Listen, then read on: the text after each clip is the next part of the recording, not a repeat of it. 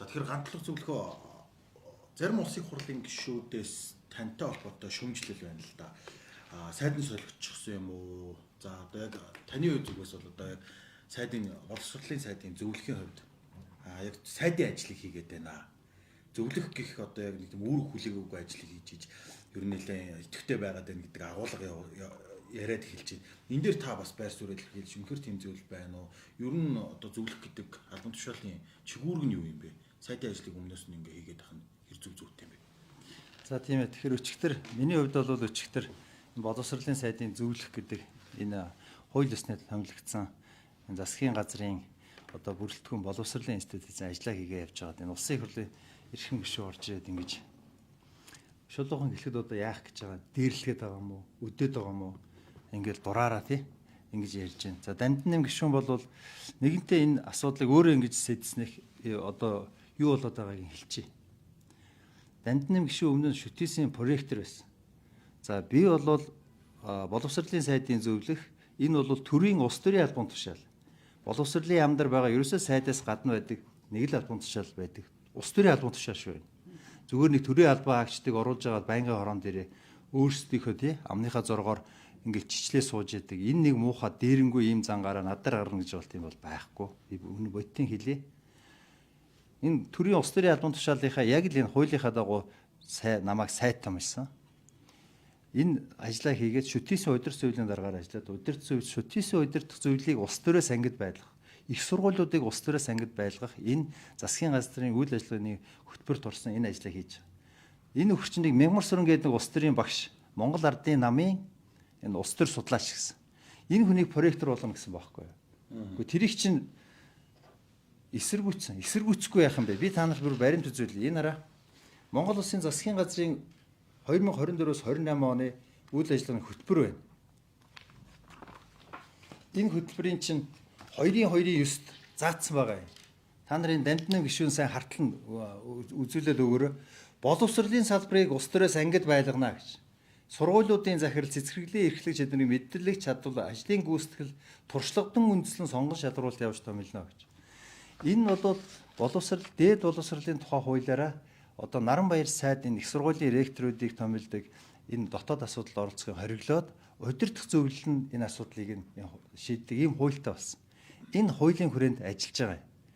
За ер нь энэ бол нэг шалтгаан л да. Тэгэл энэ шүтээсийн энэ хэдэн проректорууд нь томилж байгаа хооронд ямар их дарамт ирвэ? Ямар олон сайдаар яриулва? Тэгээд тэр чинь эн чинь улс төрийн дарамт гэдэг чинь юм биз дээ.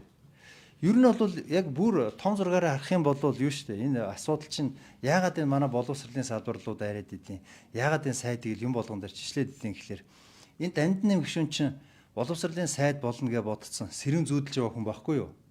Тэгээ хамтарсан засгийн газар байгуулагдаад энэ 24 оны улсын хурлын олон нийтийн энэ хүлээлгсэн энэ сонгуулийн үр дүнд хамтарсан засгийн газар байгуулагдаад боловсролын сайд нь хүн намын сайд томилогдоод энэ засгийн газрын үйл ажиллагааны мөрийн хөтөлбөр чинь дандаа хүн намын мөрийн хөтөлбөрт байсан зорилтууд сууж байгаа. Анх удаага ингээ хамтарсан засгийн газар байгуулагдаад явжлаар өөрөө сайд болно гэдээ бодцсон ингээ сэрэн зүүдлээд тэрэндээ бүр ингээ шатаад одоо бүр ингээ засгийн тий одоо бүхэл бүтэн боловсролын институцийн дотоод ажил руу ороод тий нэг зөвлөлтөө би ч одоо энэ гишүүний хувьд чинь би чинь зүгээр гүйцэтгэх засаглалын дотор нэгжтэн байгаа институтад ажиллаж байгаа хүн шүү дээ. Юм болгонууд дайрч байна. Тухайлбал тэр нөгөө Галбаатар гишүүний тэр нөгөө Шинэ Монгол төсөл гээд нэг төсвөр баахан дайрсан тий. Тэр ажил чинь биш үү? Өмнө нь Наранбаяраас өмнө 2 жилийн өмнө явцсан. Одоо инх амгалан сайдын үед явцсан. Одоо фейс 3 дугаар үе шат дээр явж байгаа төсөл. Энэ нь зүгээр сайн дураараа хийгээд байгаа ажил биш. Дахиад энэ засгийн газрынхаа үйл ажиллагааны хөтөлбөрийг харах юм бол 2-2-3-1 дээр багшийн чанар, үнэлэмж, гүйцэтгэл, менежментийг сайжруулах, сайн багшийг таны дэргэд цогц зарах хэмжээг багшийн 3 дулуурт бодлогын хүрээнд хэрэгжүүлнэ гэдэг энэ ажил хийгдэж байгаа байхгүй юу? Менежментийг сайжруулах төсөл 3 төсөл явж байгаа их нэг нь. Тэгэхээр одоо шулуухан хэлнэ. Юу гэсэн үг вэ гэхээр уучлаарай Дандин гишүүнэ. Таны дээр Монголын төр гэж байгаа. Төрт улс шүү. Тэр төрийн чин дээр энэ хууль байгаа. Би бол зүгээр энэ хуулийг нь хуулиа бариа явж байгаа. Энэ бол миний хувьд бол барьдаг ном. Христийнхний хувьд Библи гэдэг шиг энэ бол миний хувьд ном. Манай буддын шашнууд би судар засгийн газрын энэ боловсролын яамч бүх яамдуудын бүх мэрэгчлэтнүүдийн бүх албан тушаалтнуудын барьж ажиллах энэ 28 он хүртэл байх өдөр болгон биенээсээ салахгүй авч явах ном чинь энэ. Энэ номныхаа төлөө л ажиллана. Өөрөөр хэлбэл би хүний нэг эрх мэдэлтний төлөө ч юм уу нэг эрх мэдэлтний үгээр явахгүй би хуулийн дор хуулийн хүрээнд ажиллаа хийнэ. Нэг асуулт байна л да. Та шинжлэх ухааны технологийн их сургуулийн төлөөлөл удирдах зөвлөлийн дараагаар ажиллаж байгаа гэж ойлгож байна, зөв үү? Зөв. Та улс төрөөс ангид гэж ярьлаа. Тэгэхээр та өөрөө улс төрийн албаагч. Тэгэхээр за мэдээж Дандин юм гишүүний ярьж байгаа юм гих мэт асуудлыг ойлгож байна. Улс төрөөс ангид гэхээр та ч гэсэн өөрөө улс төртэй холбоотой хүн удирдах зөвлөлийн дарга байхад хэр зүйтэй юм бэ? За улс төрөөс ангид гэдэг маань ер нь бүх энэ төрийн өмчтөл гэж байгаа болвол ер нь тэгж ярих юм бол улсын их хурлч гэсэн өөрөө хууль тогтоох төрийн эрх барих дэд байгууллага шүү дээ. Тэгээд улсын их хурлчин бүгдээрээ л улс төрчд байж байгаа тэнд чинь. Тэгэхээр улс төрөөс ангид гэдэг бол одоо байгаа хүчин төгөлдөр хуулийн хүрээнд ажиллахыг л хэлж байгаа. Хуулиад дагаж ажиллахыг. Одооны хуулиараа их сургуулиудын удирдах зөвлөлийг боловсролын сайд нь өөрөө томилдог. Энэ сонгуульч биш. Ерөөсөө шууд томилол ажилуулдаг. Энэ 8 хүнийг цаана байгаа 7 нь бол багш нарын төлөөлөл, төгсөгчдийн төлөөлөл гээд сонгуулийнхаа зарчмаар орж ирдэг энэ. Харин улс төрөөс ангид гэдэг нь энэ хуулийн дагуу томилогдоод хүмүүс ажил хийж байхад нь нэг улсын их хурлын гишүүн бүрэн эрхтэй, их мундаг эрхэм төлөөлөгч гэдэг нэрийнхээ дор орж ирээд дураараа загнахыг л улс төр энэ болохгүй гэж.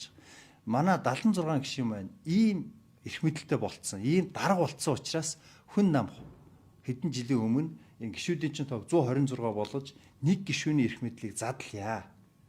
Ингэхгүй бол энэ 76 дарга чинь бүр ингэ өөрсдөө дарга гэж ботчих. Эн чинь бол ард түмний төлөөлөл шүү. Иргэдийг төлөөлж сонгогдож байгаа. Иргэдийг төлөөлүүлээд микрофон өгчхөөр тэр микрофоныг ашиглаад ерөөсөө бусад иргэдээ би ч гэсэн нэг иргэн шүү дээ. Зүгээр л улс төрийн албан тушаал хашиж байгаа нэг иргэн гаргаж ирээ тэр том улсын их хурлынхаа эндрийн эрхэм гишүүнийхээ микрофоныг ашиглаад ингэж дураараа ингэж амныхаа зургаар чалчиж болохгүй шүү дээ. Проректор гэдэг байгаа одоо ямар хүн томилогдсон байгаа юм бол өнгөрсөн хугацаанд яригдсан асуудал гэж ойлгож байна. Ямар хүн томилогдсон байгаа юм бол тэр Мягмар Сүрэнглав тэр хүн юу нь яг ямар одоо ажлын туршлагатай яадаг хүн бэ? Яагаад томилогдоо? Одоо томилогдохгүй байхдаа тодорхой шалтгаан байсан байлгүй. Проректорыг дахиад томилдог нь дахиад дээд боловсролын тухай хуулиараа шинжлэх ухааны технологийн их сургуулийн дүрмээрээ бид нар цаасан дээр яаж бичсэн байна? Яг л тэр зарчмаар явна. Мягмар Сүрэн гэдэг профессорыг би хувьдаа танихгүй. Би нэг ч удаа уулзч үзээгүй. Тэр энэ хувь хүмүүсийн асуудал биш юм. Энэ бол зарчмын асуудал. Хууль дээдлэх Монгол улс хуулийн засаглал дор амьдрах юм бол хувь хүний Дандин ням шиг ийм ийм нэг ийм окрогын ийм хүмүүсийн дор ажиллах юм уу гэдгийг л одоо шийдэх хэрэгтэй байгаа. Тэр Мягмар Сүрэн ректор одоо ректорт горилж исэн хүн одоо профессорыг хийгээл явж байгаа, ажлаа хийгээл явж байгаа. Одоо шүтээсийн проректоруудыг шүтээсийн ректор нь өөрөө томилдог. За дөрвөн проректор томилогдсон байгаа. Дандаа дотроосоо шүтээст ажиллаж байсан, сургуулийн захирал хийж байсан, профессор хийж байсан хүмүүсийг шүтээсийн ректор намнан өөрийнхөө эрх мэдлийн хүрээнд бүрэн эрхийнхээ хүрээнд өөрөө томилсон. Энэ томилгоор нь гаднаас орж болохгүй. Тэр оруулахгүй байх үүргийг нь удирдах зөвлөлийн дарга үед би хүлээж байгаа. Энэ дээр ямар нэг асуудал хариуцлага яригдах юм бол тэрийг би хүлээн. Тэрийг хаацсан чинь энэ улс төр яваад нь гэж ойлгож байна, зөв үү? Тэр бол нэгэн штэ. Зөндөө юм байна штэ. Төрөний хэлсэн тэр сайд болно гэ сайд болж чадаагүйгээ тэрэндээ одоо бүр ингэж шаарлахад үхлээ штэ наадам чинь. Тэгээд одоо тэгээд энэ үнэнгийн хэлээд энэ олон нийт арт түмэн ч гэсэн мэдэх хэрэгтэй штэ. Нэг сайхан гишүүн томилоо явуулчихдаг. Нөгөөх нь тэгэл очиод дураараа та бүгдийг төлөөлж микрофон өгч байгаа шүү яар гэж. Энэ дотор хэний эрх ашигын төлөө яриад байгаа. Тэр нэг сургуулийн проректор. Энд нэг сургуулиуд дээр Шинэ Монгол сургуулийг төрийн өмчит сургуулиудыгаа Шинэ Монгол сургууль шиг болгочихъя гэж байгаа энэ төслийг яагаад эсэргүүцээд байгаа? Улаанбаатар хотод байгаа бараг ихэнх эцэгчүүд Шинэ Монгол сургуульд хүүхдээ оруулах юмсан гэж боддог. Яагаад вэ гэхээр тэр сайн сургууль учраас. Засгийн газрын мөрийн хөтөлбөрөнд орсон сайн багшийг таны дэргэд гэдэг чинь энэ ийм бодлого явж байгаа байхгүй. Төрийн бодлого явж штэ. Тэгэх юм бол тухайлбал Баянзүрх дүүргийн Улаастад байгаа сургууль дээр сургууль нь сайн болчвол менежмент нь сайжирчвал тэнд заавал хотын төв рүү сургууль руу хүүхдүүдэд зөөх гээд байгаа эцгийн чинь энэ хүсэл сонирхол багсан штэ. Гэрийнхээ ойролцоо сургуульд явуулж. Энэ шаардлагыг чинь 24 оны улсын хурлын сонгуульд Наранбаяр гишүүний чинь нэр дэвшээ явж байхад иргэд тавьсан байхгүй. Тийм учраас хүн намын мөрийн хөтөлбөрт ороод бид нар сайн сургуулийг таны дэрэгдэн аваачдаг ийм бодлого хэрэгжүүлнэ гэд. Тэрэн дээр нь хамгийн сайн сургуулиудын нэг шинэ Монгол мөн үү? Мөн. За тэр сургуулийн менежмент очихлоор юунд нь ингэж шаардлагатай байгаа юм? Юун болохгүй байгаа юм? Тэр нэг сургууль дээр чинь нэг 10 сая төгрөг гэсэн. Би тэр төгрөг мөнгө тэднийг мэдхгүй зүгээр л эцэгчүүд бол иргэд бол харж байгаа шүү дээ тэр чинь. Улс төрчтэй холбоотой улсын хурлын гишүүний хамаарал бүхий одоо байгуулга байсан болохоор эсэргүүцээд шүүмжлээд байх шиг байна л да. Зөв мэдээж тэр яг хууль номын дагуу явсан нь эднэр гэдгийг нь шүүмжилж болдгүй байх. Одоо харин энэ нь юу ихлээр зүгээр ингэж нөгөө Наранбаяр сайдыг Шинэ Монголд байсан гэдгээр нь одоо тэр өмнө нь ажиллаж байсан ажлынхан байртай холбоод ингээд үндсэндээ энэ бол тэр түрүүний хэлсэн энэ хүний чинь ашиг сонирхол яриад байгаа цаад учир шалтгаан нь өөр юм биш үү? Тэр нь зогсохгүй шүү дээ. Гэхдээ тэгээд намайг ч гэсэн одоо сайд руугаа тэгээд ядаж ярьдсан байгаа үстэй. Над руу намайг ямар олоудаа ярьд. Тэр өмнө бас нэг байнгын хорон дээр тэр зөвлөгчин гэж одоо олон нийтэд гарцсан шүү дээ. Та нар бас сурвалжлаад гаргаж ирсэн байх. Зөвлөгчин гэж ямар том юм байна харнаач гэж яах. Энэ одоо төрийн их хурлын гишүү юм уу? Эсвэл одоо нэг юм эрхгээчин болох гэж ядаад байгаа юм аа. Эрхгээтлүүлэн гэж бол байхгүй шүү дээ. Тантай уулзч ирсэн үү? Та одоо уулзаж санал тавьж ирсэн үү? Дамтны нэг шөөрөө мэдхгүй байх. Шүтээ сариутсан санхүүгийн проректор байхад нь 8 сард нэг өрөөнд нь уулзч ирсэн. За тэгээд тэрийгээр юу яригдсан гэдгийг ярингүй дараагийн дугаарт нь ярив. Дараа. Ер нь тэрнээс хойш уулзаагүй гэсэн үг. Хэдэн он бэ?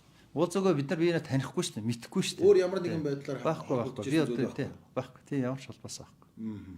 Ер зөвхөн энэ асуудалтай холбоотой бол ер нь тань руу яриад байгаа юм гэж ойлгож байна. Зөв. Тийм байх уу. За баярлалаа.